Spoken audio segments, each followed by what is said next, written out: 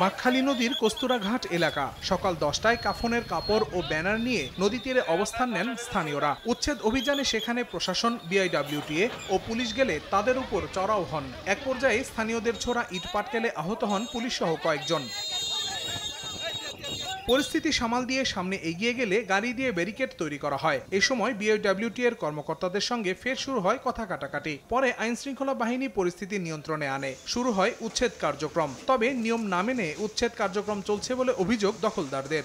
আমাদের কোনো নোটিশ দেওয়া হয় নাই, আমাদের কোনোভাবে অফিসিয়ালভাবে কোনো সিডিও ইস্যু করা হয় নাই। আমাদের এভাবে অবৈধভাবে ওনারা বলতেছে যে হাইকোর্টের অর্ডার আছে, ওনারা কোনো হাইকোর্টের অর্ডারও আমাদের দেখাইতে পারে না এ পর্যন্ত। বিআইডব্লিউটিএ বলছে নদীর 50 একর জমি অবৈধ দখলে রেখেছে উন্নয়ন ইন্টারন্যাশনাল। আর প্রশাসন বলছে সম্পূর্ণ জমি উদ্ধারের আগ পর্যন্ত চলবে অভিযান।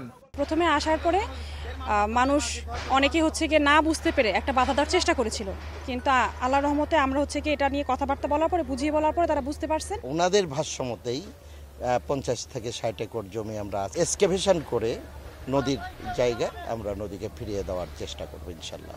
এদিকে গাজীপুরে ঢাকা ময়মনসিংহ মহাসড়কের পাশে দখল করে গড়ে ওঠা অবৈধ স্থাপনা উচ্ছেদে অভিযান চালায় সড়ক ও জনপথ বিভাগ। ভেঙে ফেলা হয় শতাধিক দোকানপাট। এ সময় কর্মকর্তাদের উপর দখলদাররা হামলা করলে আহত হন 2 সার্ভেয়ার।